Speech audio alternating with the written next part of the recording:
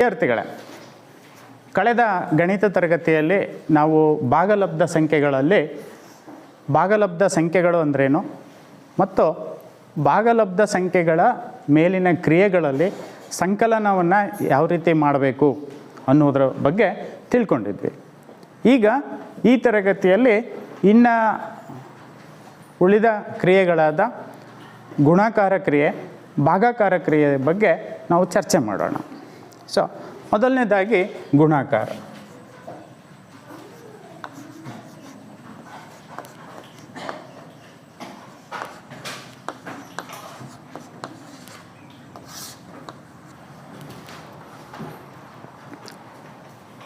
ಗುಣಾಕಾರದಲ್ಲಿ ಒಂದು ಉದಾಹರಣೆ ತಗೊಳ್ಳೋಣ.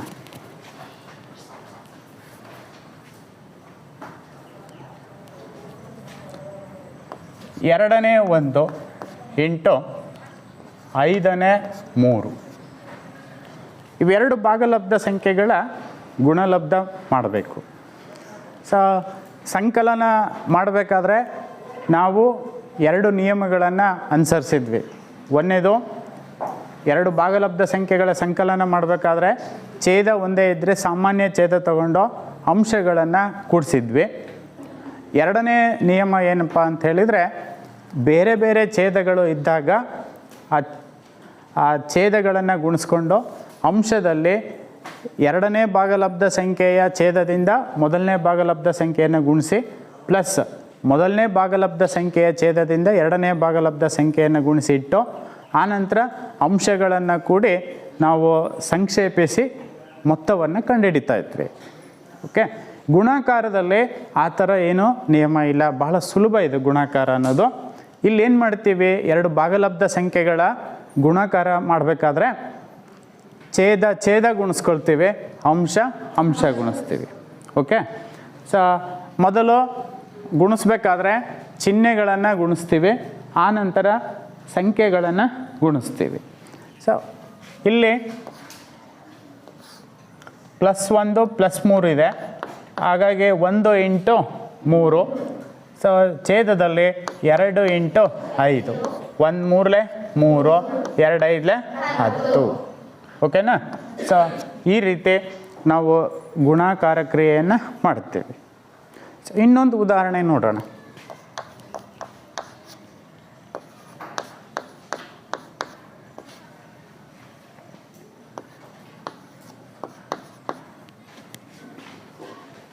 ಇಲ್ಲಿ ನೋಡ್ಕೊಳ್ಳಿ. ಸೊ ಇಲ್ಲೂ ಅದೇ ನಿಯಮ. ಮೊದಲು ಚಿಹ್ನೆಗಳನ್ನು ಗುಣಿಸ್ಬೇಕು ಅಂತ ಹೇಳಿದೆ.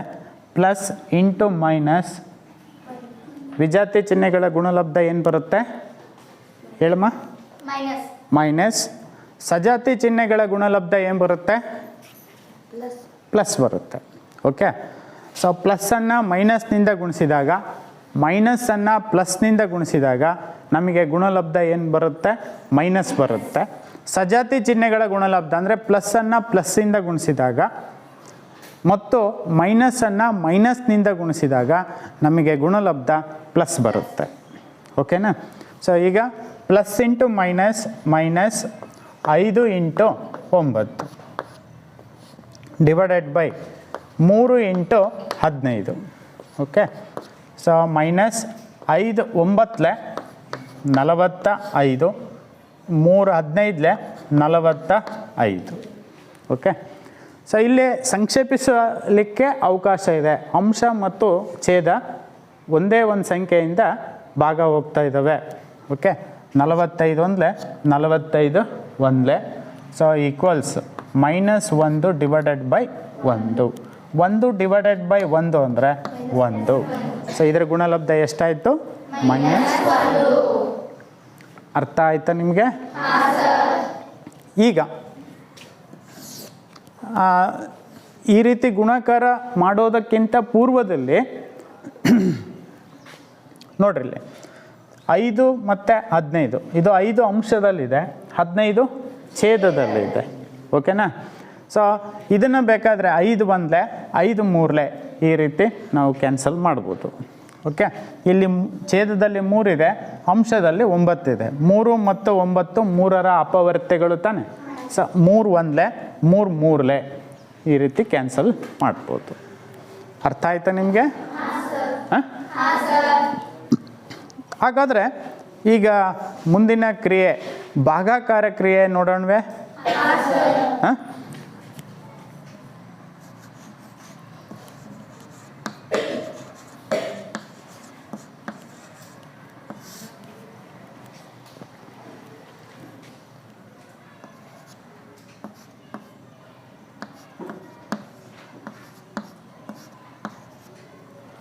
ಎರಡನೇ 1 ಡಿವೈಡೆಡ್ ಬೈ 5ನೇ 3. ಓಕೆನಾ? ಎರಡನೇ 1 ಇದು ಏನಾಗುತ್ತೆ? ಭಾಜ್ಯ ಆಗುತ್ತೆ. 5ನೇ 3 ಏನಾಗುತ್ತೆ? ಭಾಜಕ ಆಗುತ್ತೆ. ಓಕೆ, ಈಗ ಭಾಗಾಕಾರ ಕ್ರಿಯೆ ಮಾಡೋದಕ್ಕೆ ಏನು ನಿಯಮ ಅಂತ ಹೇಳಿದರೆ, ಭಾಗಾಕಾರ ಇರೋದನ್ನು ನಾವು ಗುಣಾಕಾರವಾಗಿ ಬದಲಾಯಿಸ್ಕೋಬೇಕು, ಪರಿವರ್ತಿಸ್ಕೊಳ್ಳಬೇಕು. ಓಕೆನಾ? ಸೊ ಯಾವ ರೀತಿ ಅಂತ ಹೇಳಿದರೆ ನೋಡ್ಕೊಳ್ಳಿ, ಇಲ್ಲಿ ಎರಡನೇ 1 ಭಾಜ್ಯ ಏನಿದೆ ಅಲ್ಲ, ಆ ಭಾಜ್ಯವನ್ನು ಸೇಮ್ ಬರಿತೀವಿ. ಓಕೆನಾ? ಸೊ ಇಲ್ಲಿ ಭಾಗಾಕಾರ ಚಿಹ್ನೆ ಇರೋದನ್ನು ಏನು ಮಾಡ್ತೀವಿ? ಗುಣಾಕಾರ ಚಿಹ್ನೆಯಾಗಿ ಬರ್ಕೊಳ್ತೀವಿ. ಓಕೆ, ಇದನ್ನು ಬರ್ಕೊಂಡಿವಿ ಅಂದರೆ ಭಾಜಕದಲ್ಲಿ ಏನಾದರೂ ಬದಲಾವಣೆ ಆಗಬೇಕು ತಾನೆ. ಸೊ ಭಾಜಕವನ್ನು ಏನು ಮಾಡ್ತೀವಿ ಅಂದರೆ ಭಾಜಕದ ವ್ಯುತ್ಕ್ರಮವನ್ನು ಬರ್ಕೊಳ್ತೀವಿ. ಏನು ಬರ್ಕೊಳ್ತೀವಿ? ವ್ಯುತ್ಕ್ರಮ ಅಂದ್ರೇನು ಹೇಳು? ಉಲ್ಟಾ? ಉಲ್ಟಾ ಅನ್ನೋದಕ್ಕಿಂತ ಅಂಶ ಇರೋದು ಛೇದಕ್ಕೆ, ಛೇದ ಇರೋದು ಅಂಶಕ್ಕೆ ಬದಲಾಯಿಸಿ ಬರೆಯೋದನ್ನು ವ್ಯುತ್ಕ್ರಮ ಅಂತ ಅನ್ಬೋದಾ? ಅಂಶ ಛೇದವಾಗಿ, ಛೇದ ಅಂಶವಾಗಿ ಬದಲಾಯಿಸಿ ಬರೆಯೋದನ್ನು ನಾವು ವ್ಯುತ್ಕ್ರಮ ಅಂತ ಕರಿಬೋದಲ್ಲ. ಕೂತು. ಸೊ ಇಲ್ಲಿ ನೋಡಿ 5ನೇ 3 ಇದೆ, ಇದರ ವ್ಯುತ್ಕ್ರಮ ಅಂಶ 3 ಇದೆ, ಅದು ಎಲ್ಲಿಗೆ ಬರಬೇಕು? ಛೇದಕ್ಕೆ. ಛೇದ 5 ಇದೆ, ಎಲ್ಲಿಗೆ ಬರಬೇಕದು? ಅಂಶಕ್ಕೆ. ಓಕೆನಾ? ಸೊ ಈ ರೀತಿ ಭಾಜಕದ ವ್ಯುತ್ಕ್ರಮ ಬರ್ಕೊಳ್ಳೋದರ ಮುಖಾಂತರ ನಾವು ಭಾಗಲಬ್ಧ ಇರೋದನ್ನು ಏನು ಮಾಡಿದ್ವಿ? ಗುಣಲಬ್ಧವಾಗಿ ಬರ್ಕೊಂಡ್ವಿ. ಓಕೆ, ಇನ್ನು ಗುಣಾಕಾರ ಕ್ರಿಯೆ ನಿಮಗಂತೂ ಗೊತ್ತಿದ್ದೇ ಇದೆ. 1 × 5 ಡಿವೈಡೆಡ್ ಬೈ 2 × 3. 1 5 5, 2 3 5. ಅರ್ಥ ಆಯ್ತಾ? ಹಾಂ. ಸೊ ಈ ಎರಡನೇ 1ನ್ನು 5ನೇ 3ರಿಂದ ಭಾಗಿಸಿದಾಗ ನಮಗೆ ಭಾಗಲಬ್ಧ ಏನು ಬರುತ್ತೆ? 6ನೇ 5. ಅರ್ಥ ಆಯ್ತಾ ನಿಮಗೆ? ಸೊ ಇನ್ನೊಂದು ಉದಾಹರಣೆಯನ್ನು ನೋಡೋಣವೇ ಹಾಗಾದರೆ?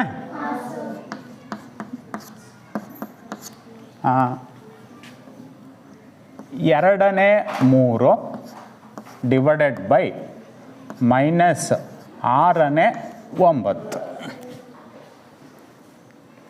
-6ನೇ 9. ಈ ಕಡೆ ಇದರಲ್ಲಿ ಭಾಜ್ಯ ಯಾವುದು? ಪ್ರಜ್ವಲ? ಮೊದಲನೇದು ಇರೋದೇ ಭಾಜ್ಯ, 2ನೇ 3. ಭಾಜ್ಯ ಏನಾದ್ರು ಚೇಂಜ್ ಮಾಡ್ಕೊಳ್ತೀವ ನಾವು? ಅದು ಹೇಗಿದೆನೋ ಹಾಗೆ ಬರ್ಕೊಳ್ತೀವಿ. ಓಕೆ, ಭಾಜಕ ಯಾವುದು? ಭಾಜಕ ತಿಪ್ಪಣ್ಣ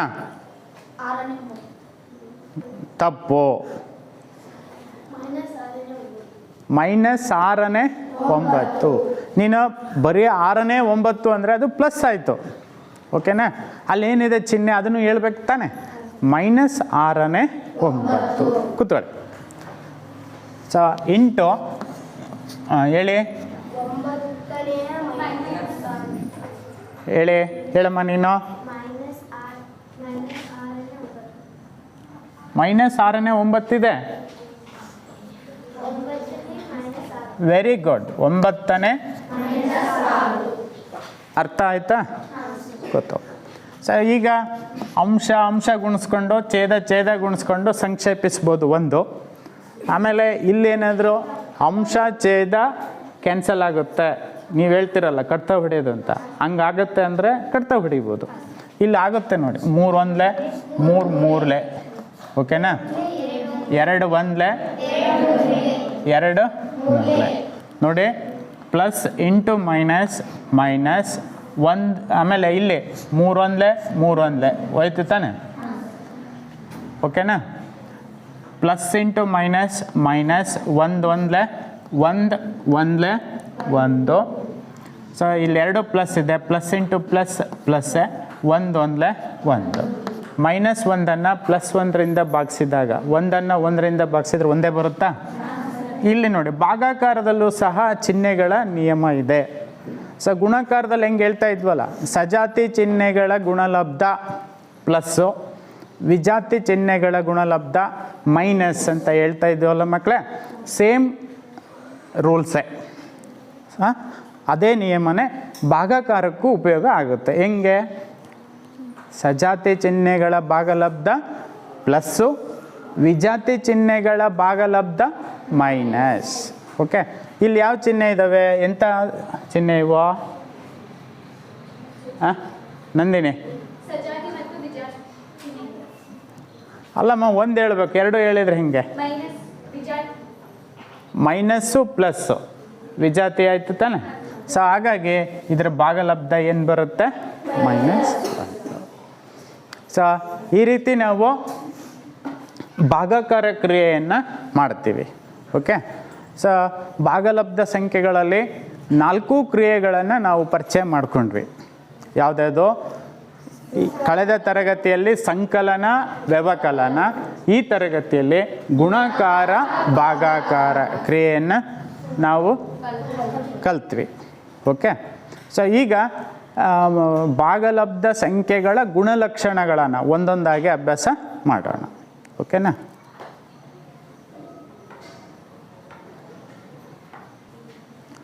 ಭಾಗಲಬ್ಧ ಸಂಖ್ಯೆಗಳ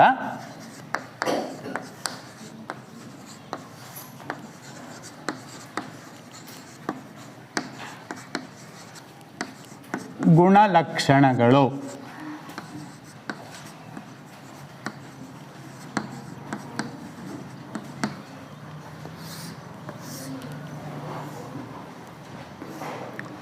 ವಿದ್ಯಾರ್ಥಿಗಳೇ, ನಾವು 7ನೇ ತರಗತಿಯಲ್ಲಿ ಪೂರ್ಣಾಂಕಗಳ ಗುಣಲಕ್ಷಣಗಳನ್ನು ಅಭ್ಯಾಸ ಮಾಡಿದ್ದೀವಿ. ಓಕೆ, ಸೊ ನಿಮಗೆ ನಾವು ಸೇತು ಬಂಧ ಕಾರ್ಯಕ್ರಮ ಮಾಡಬೇಕಾದ್ರೆ ಅವುಗಳ ಬಗ್ಗೆ ಒಂದು ಸರಿ ಹೇಳಿದ್ದೆ. ಓಕೆನಾ? ಈಗ ಅದರಲ್ಲಿ ನಿಮಗೆ ಗುಣಲಕ್ಷಣಗಳು ಪೂರ್ಣಾಂಕಗಳಿಗೆ ಸಂಬಂಧಿಸಿದಂತೆ ಯಾವ ಗುಣಲಕ್ಷಣಗಳನ್ನು ನಾವು ನೋಡಿದ್ವಿ ಅನ್ನೋದನ್ನು ನೀವು ಹೇಳ್ತಿರಲ್ಲ. ಹೇಳ್ರಿ, ಒಬ್ಬೊಬ್ಬರು ಒಂದೊಂದು ಹೇಳಬೇಕು. ಮೊದಲನೇದು ಗುಣಲಕ್ಷಣ ಹೇಳಮ್ಮ. ಆವೃತ್ತತೆ. ಮೊದಲನೇ ಗುಣಲಕ್ಷಣ ಯಾವುದು? ಆವೃತ್ತತೆ. ಸರಿ. ಎರಡನೇದು ಹೇಳಪ್ಪ ಸೈಫ್. ಪರಿವರ್ತನೀಯತೆ. ಸ್ವಲ್ಪ ಜೋರಾಗಿ ಸ್ಪಷ್ಟವಾಗಿ ಹೇಳಬೇಕು. ಪರಿವರ್ತನೀಯತೆ. ಸರಿ. ನೆಕ್ಸ್ಟ್ ಗಿರೀಶ. ಸಹವರ್ತನೀಯತೆ. ಗುಡ್, ಕೂತು.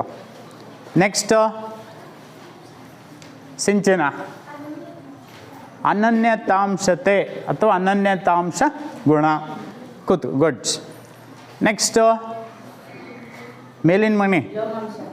ವಿಲೋಮಾಂಶತೆ ಅಥವಾ ವಿಲೋಮಾಂಶ ಗುಣವನ್ನು ಅಭ್ಯಾಸ ಮಾಡಿದ್ವಿ. ನೆಕ್ಸ್ಟು ಇಲ್ಲಿ ಹೇಳಪ್ಪ, ನೀನು ಹೇಳ. ಅಲ್ಲ, ಸಂಕಲನ ಅಲ್ಲ. 4 ಕ್ರಿಯೆಯಲ್ಲಿ ನಾವು ಪರೀಕ್ಷೆ ಮಾಡ್ತೀವಿ, ಯಾವ್ದು ಬರುತ್ತೆ ಯಾವುದಿಲ್ಲ ಅಂತ. ನೀನು ಹೇಳು. ಕೂತ್ಕೋ, ಹೇಳಪ್ಪ. ವಿತರಣಾ ನಿಯಮ. ಓಕೆನಾ? ಸೊ ಈಗ ಕೂತು. ಈಗ ಒಂದನೇದಾಗಿ ಆವೃತ್ತತೆಯ ಬಗ್ಗೆ ನಾವು ಚರ್ಚೆ ಮಾಡೋಣ. ಓಕೆ, ಭಾಗಲಬ್ಧ ಸಂಖ್ಯೆಗಳ ಗಣವು ಸಂಕಲನ, ವ್ಯವಕಲನ, ಗುಣಾಕಾರ, ಭಾಗಾಕಾರ ಅಡಿಯಲ್ಲಿ ಆವೃತ್ತತೆಯನ್ನು ಹೊಂದಿದೆಯೋ ಇಲ್ವೋ ಅನ್ನೋದನ್ನು ಪರೀಕ್ಷೆ ಮಾಡೋಣ.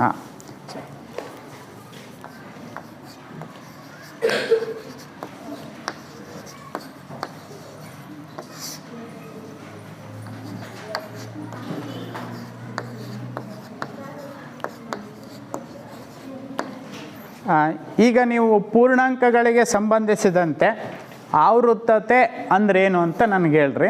ನಾನು ಭಾಗಲಬ್ಧ ಸಂಖ್ಯೆಗಳಿಗೆ ಸಂಬಂಧಿಸಿದಂತೆ ಆವೃತ್ತತೆ ಅಂದ್ರೆ ಏನಂತ ನಿಮಗೆ ಹೇಳ್ತೀನಿ.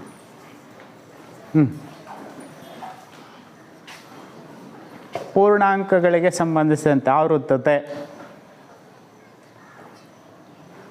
ಹೇಳಮ್ಮ.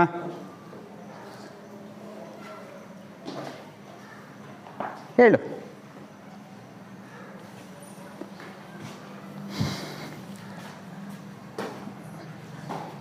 ಈ ಕಡೆಗೆ ಆವೃತ್ತತೆ ಅಂದರೆ ನಿಮಗೆ ಉದಾಹರಣೆ ಏನಾದರೂ ಕೊಡ್ತೀರಾ? ಹೋಗ್ಲಿ, ನಿಯಮ ಹೇಳಕ್ಕೆ ಬರಲಿಲ್ಲ ಅಂದರೆ. ಹಾಂ, ಉದಾಹರಣೆ ಕೊಡು. ಗುಡ್.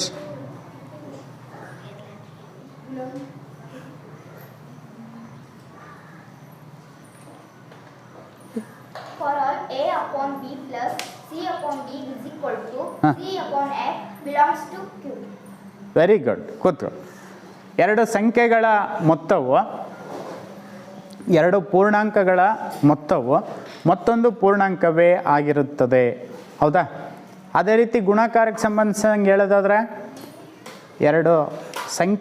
ಎರಡು ಪೂರ್ಣಾಂಕಗಳ ಗುಣಲಬ್ಧವು ಏನಾಗಿರುತ್ತದೆ? ಮತ್ತೊಂದು ಪೂರ್ಣಾಂಕವೇ ಆಗಿರುತ್ತದೆ. ಓಕೆ, ಇದು ಗುಣಾಕಾರಕ್ಕೆ ಸಂಬಂಧಿಸಿದಂತೆ. ಈಗ ಭಾಗಲಬ್ಧ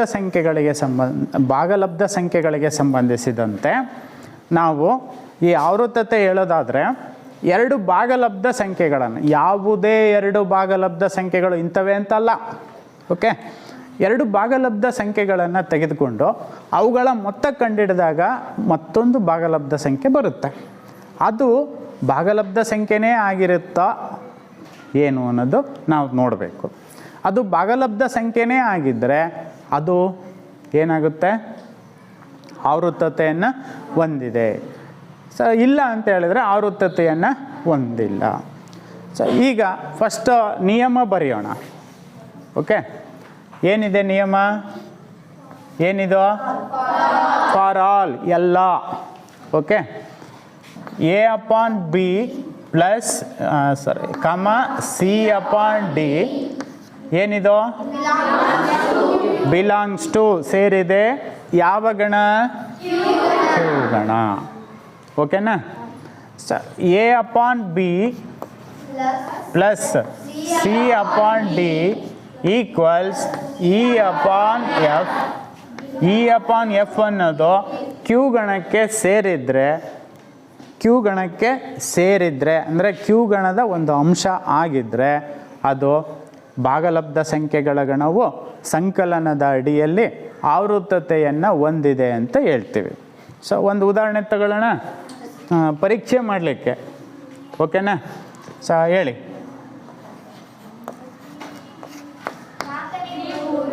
4ನೇ 3 ಹಾಂ 5ನೇ ಹಾಂ ಇವೆರಡನ್ನು ಕೂಡಿಸೋಣ. ಕೂಡಿಸಿದಾಗ ಮೊತ್ತ ಏನು ಬರುತ್ತೆ ನೋಡೋಣ. ಓಕೆನಾ? ಕೂಡಿಸೋದು ನಿನ್ನೆ ಚರ್ಚೆ ಮಾಡಿದ್ವಿ ತಾನೆ ಹಿಂದಿನ ತರಗತಿಯಲ್ಲಿ. ಹೆಂಗೆ? ಮೊದಲ ಛೇದದಲ್ಲಿ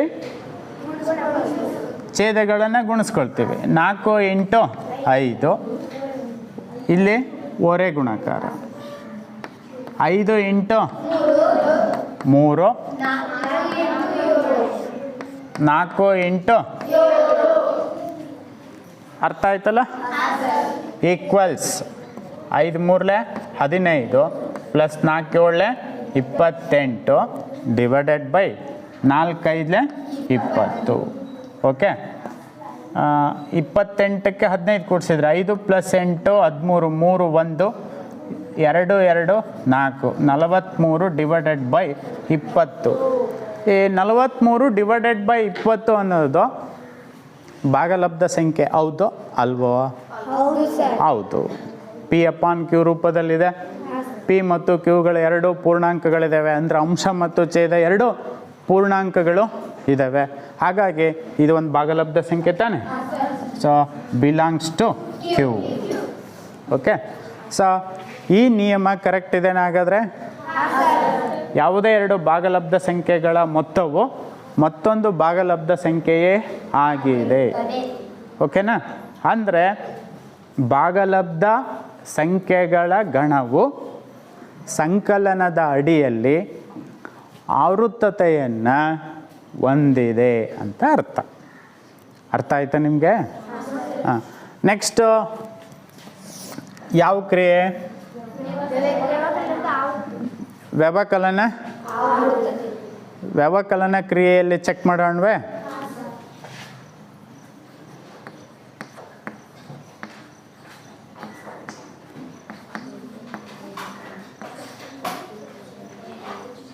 ವ್ಯವಕಲನ. ಓಕೆನಾ? ನೋಡಿಲಿ, for all A upon B comma C upon D belongs to Q. ಅಂದರೆ ಯಾವುದೇ ಎರಡು ಭಾಗಲಬ್ಧ ಸಂಖ್ಯೆಗಳನ್ನು ತೆಗೆದುಕೊಂಡಾಗ ಅದರಲ್ಲಿ ಒಂದು ಭಾಗಲಬ್ಧ ಸಂಖ್ಯೆಯಲ್ಲಿ ಮತ್ತೊಂದು ಭಾಗಲಬ್ಧ ಸಂಖ್ಯೆಯನ್ನು ಕಳೆದಾಗ ಬರುವಂತಹ ವ್ಯತ್ಯಾಸ ಏನಿದೆಯಲ್ಲ, ಅದು ಮತ್ತೊಂದು ಭಾಗಲಬ್ಧ ಸಂಖ್ಯೆಯೇ ಆಗಿದ್ದರೆ ಭಾಗಲಬ್ಧ ಸಂಖ್ಯೆಗಳ ಗಣವು ವ್ಯವಕಲನ ಕ್ರಿಯೆ ಅಡಿಯಲ್ಲಿ ಆವೃತ್ತ ಗುಣವನ್ನು ಹೊಂದಿದೆ ಅಂತ ಅರ್ಥ. ಅರ್ಥ ಆಯ್ತಾ? ಕ್ವಿಕ್ಕಾಗಿ ಒಂದು ಉದಾಹರಣೆ ನೋಡಿಬಿಡೋಣ. ಓಕೆ, ಸೊ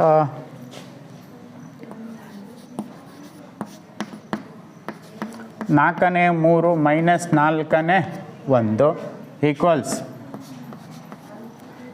ಛೇದ ಒಂದೇ ಇರುವಂಥ ಭಾಗಲಬ್ಧ ಸಂಖ್ಯೆಗಳ ವ್ಯವಕಲನ ಗೊತ್ತಿದೆ ಅಲ್ಲ? ಸಾಮಾನ್ಯ ಛೇದ 4, 3 ಮೈನಸ್ 1, 3ರಲ್ಲಿ 1 ಹೋದರೆ 2 ಅಪಾನ್ 4, 2 1 2 1 ಅಪಾನ್ ಬಿಲಾಂಗ್ಸ್ ಟು. ಅಂದರೆ ಭಾಗಲಬ್ಧ ಸಂಖ್ಯೆಗಳ ಗಣವು ವ್ಯವಕಲನದ ಅಡಿಯಲ್ಲಿ ಆವೃತ್ತತೆಯನ್ನು ಹೊಂದಿದೆ. ಅರ್ಥ ಆಯ್ತಾ? ಸಂಕಲನದ ಅಡಿಯಲ್ಲಿಯೂ ಸಹ ಆವೃತ್ತತೆಯನ್ನು ಹೊಂದಿದೆ, ವ್ಯವಕಲನದ ಅಡಿಯಲ್ಲಿಯೂ ಸಹ ಆವೃತ್ತತೆಯನ್ನು ಹೊಂದಿದೆ. ನೆಕ್ಸ್ಟು ಯಾವ ಕ್ರಿಯೆ?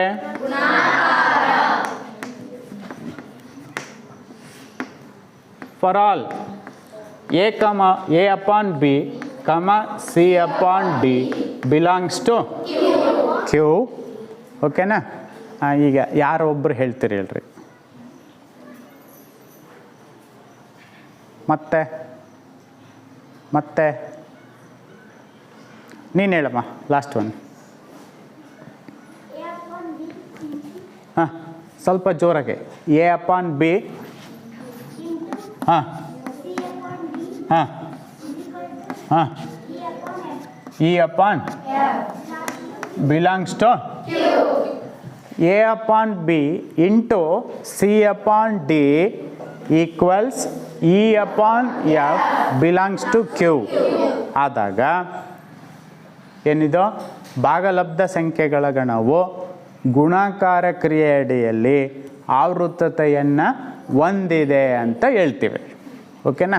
ಒಂದು ಉದಾಹರಣೆ ನೋಡೋಣ. ಹಾಂ, ಹೇಳಿ. 2 ಭಾಗಲಬ್ಧ ಸಂಖ್ಯೆಗಳನ್ನು ಹೇಳಿ ಕ್ವಿಕ್ಕಾಗೆ. 9ನೇ 7 ಇಂಟು ಮೈನಸ್. ಓಕೆ, ಹಾಂ. ಗುಣಾಕಾರ ಕ್ರಿಯೆ ಇವತ್ತು ಕಲ್ತಿದ್ದೇವೆ ಗೊತ್ತಲ್ಲ? ಹೆಂಗೆ ಗುಣಾಕಾರ ಕ್ರಿಯೆ ಹೆಂಗೆ ಮಾಡ್ತೀರಿ? ಅಂಶ ಗುಣಿಸೋದು ಛೇದ. ನೋಡಿ, plus into minus minus 7 4 plus into plus plus 9 5 45. ಓಕೆನಾ? ಸೊ -28 ಅಪಾನ್ 45 ಅನ್ನೋದು ಒಂದು ಭಾಗಲಬ್ಧ ಸಂಖ್ಯೆ ಆಗಿದೆ ತಾನೆ? ಹಾಗಾಗಿ ಗುಣಾಕಾರ ಕ್ರಿಯೆಯು ಭಾಗಲಬ್ಧ ಸಂಖ್ಯೆಗಳ ಗಣವು ಗುಣಾಕಾರ ಕ್ರಿಯೆಗಳ ಅಡಿಯಲ್ಲಿ ಆವೃತ್ತತೆಯನ್ನು ಹೊಂದಿದೆ. ಓಕೆನಾ?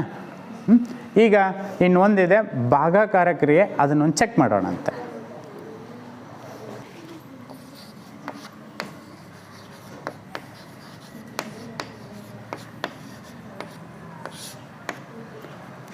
ಭಾಗಾಕಾರ ಕ್ರಿಯೆ ಅಡಿಯಲ್ಲಿ ಆವೃತ್ತತೆಯನ್ನು ಪರೀಕ್ಷೆ ಮಾಡಬೇಕು. ಓಕೆ, ಇಲ್ಲಿ ನೋಡಿ, ಒಂದು ಕಠಿಣತೆ ಇದೆ.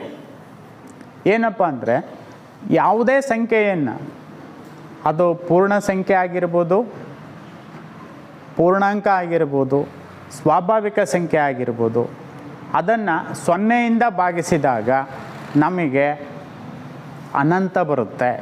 ಅಥವಾ ನಾವು ಅದನ್ನು ಡಿಫೈನ್ ಮಾಡೋಕ್ಕಾಗಲ್ಲ, ND ಅಂತ ಕರಿತೀವಿ, ನಾಟ್ ಡಿಫೈನ್ಡ್, ವ್ಯಾಖ್ಯಾನಿಸಲು ಸಾಧ್ಯ ಇಲ್ಲದೆ ಇರತಕ್ಕಂಥ ಸಂಖ್ಯೆ ಬರುತ್ತೆ. ಸೊ ಇಲ್ಲೂ ಸಹ ಅಷ್ಟೇ, A/Bಯನ್ನು ಅಂದರೆ ಯಾವುದೇ ಒಂದು ಭಾಗಲಬ್ಧ ಸಂಖ್ಯೆಯನ್ನು 0 ಅಲ್ಲದ ಯಾವುದೇ ಸಂಖ್ಯೆಯಿಂದ ಭಾಗಿಸಿದಾಗ ಬರುವಂತಹ ಭಾಗಲಬ್ಧ ಅದು ಭಾಗಲಬ್ಧ ಸಂಖ್ಯೆಯೇ ಆಗಿರುತ್ತೆ.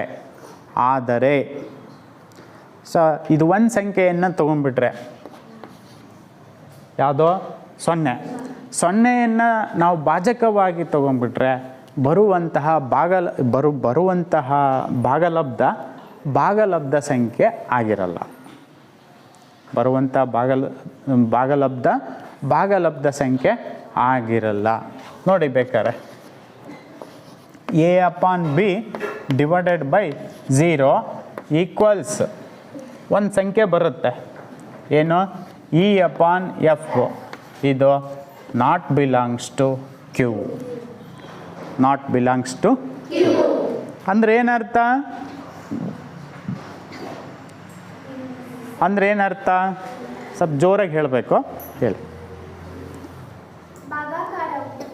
ಭಾಗಾಕಾರವು ಉಲ್ಟಾ ಹೇಳಿದೆ ನೀನು. ನೀ ಹೇಳಮ್ಮ. ಭಾಗಾಕಾರ ಕ್ರಿಯೆಯಲ್ಲಿ ಆವೃತ್ತತೆಯನ್ನು ಹೊಂದಿಲ್ಲ. ಯಾವುದು? ಯಾವುದು? ಭಾಗಲಬ್ಧ ಸಂಖ್ಯೆಗಳ ಗಣವು ಭಾಗಾಕಾರ ಅಡಿಯಲ್ಲಿ ಆವೃತ್ತತೆಯನ್ನು ಹೊಂದಿಲ್ಲ. ಅರ್ಥ ಆಯ್ತಾ? ನಾವು ಒಟ್ಟಾರೆಯಾಗಿ 4 ಕ್ರಿಯೆಗಳನ್ನು ಒಟ್ಟಿಗೆ ಸೇರಿಸಿ ಹೇಳೋದಾದರೆ, ಕೂತ್ಕೊಳ್ಳಿ.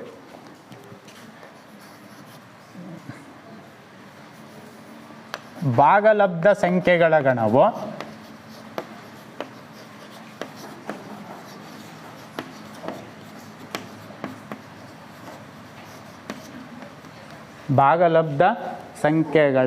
ಗಣವು ಒಬ್ಬೊಬ್ಬರು ಒಂದೊಂದು ಹೇಳಬೇಕು.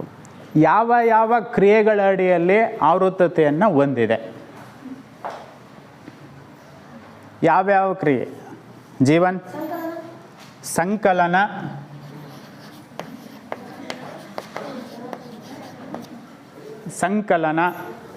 ಹೇಳಪ್ಪ ನೀನು. ವ್ಯವಕಲನ,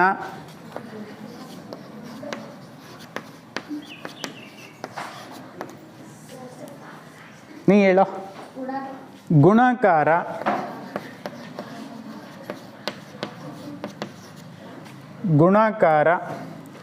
ಕ್ರಿಯೆಗಳ ಅಡಿಯಲ್ಲಿ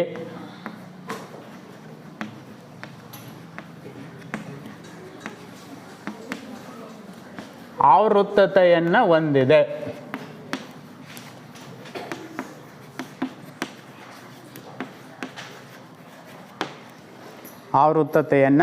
ಹೊಂದಿದೆ. ಇನ್ನು ಒಂದೇ ಒಂದು ಕ್ರಿಯೆ, ಅದನ್ನು ಯಾರು ಹೇಳ್ತೀರಿ?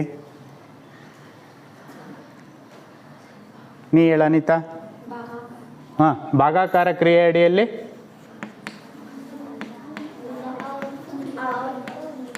ಆವೃತ್ತತೆಯನ್ನು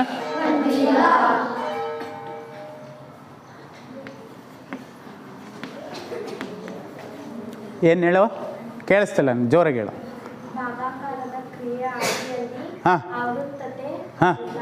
ಒಂದಿಲ್ಲ. Very good. ಆವೃತ್ತತೆ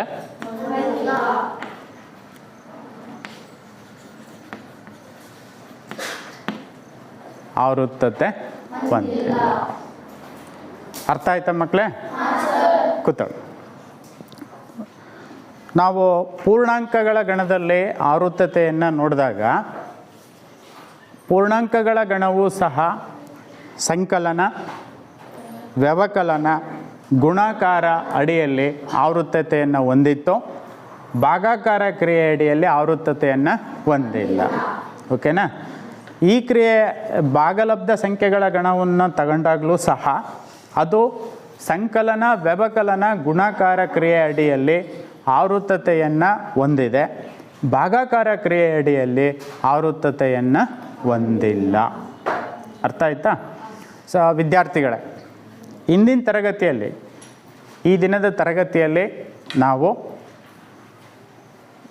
ಭಾಗಲಬ್ಧ ಸಂಖ್ಯೆಗಳ ಮೇಲಿನ ಕ್ರಿಯೆಗಳು ಯಾವುದ್ಯಾವುದು, ಗುಣಾಕಾರ ಮತ್ತು ಭಾಗಾಕಾರವನ್ನು ತಿಳ್ಕೊಂಡ್ವಿ.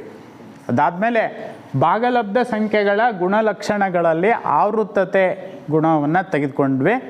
ಸೊ 4 ಕ್ರಿಯೆಗಳ ಅಡಿಯಲ್ಲಿ ಆವೃತ್ತತೆ ಹೊಂದಿದೆಯೋ ಇಲ್ವೋ ಅನ್ನೋದನ್ನು ಪರೀಕ್ಷೆ ಮಾಡಿದ್ವಿ. ಓಕೆನಾ?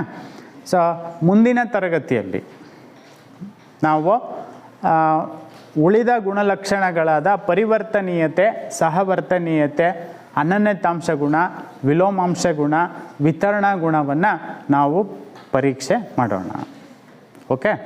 ಸೊ ನೀವು ಮನೆಯಲ್ಲಿ ಸಂಕಲನಕ್ಕೆ ಸಂಬಂಧಿಸಿದಂತೆ ವ್ಯವಕಲನ, ಗುಣಾಕಾರ, ಸಂಕಲನ, ವ್ಯವಕಲನ, ಗುಣಾಕಾರ ಆವೃತ್ತತೆಯನ್ನು ಹೊಂದಿದೆ ಅನ್ನೋದಕ್ಕೆ 2 ಉದಾಹರಣೆಗಳನ್ನು, ಆಮೇಲೆ ಭಾಗಾಕಾರದಲ್ಲಿ ಆವೃತ್ತತೆಯನ್ನು ಹೊಂದಿಲ್ಲ ಅನ್ನೋದಕ್ಕೆ 1 ಉದಾಹರಣೆಯನ್ನು ನೀವು ಬಿಡಿಸ್ಕೊಂಡು ಬರಬೇಕು. ಓಕೆ? ಸರಿ.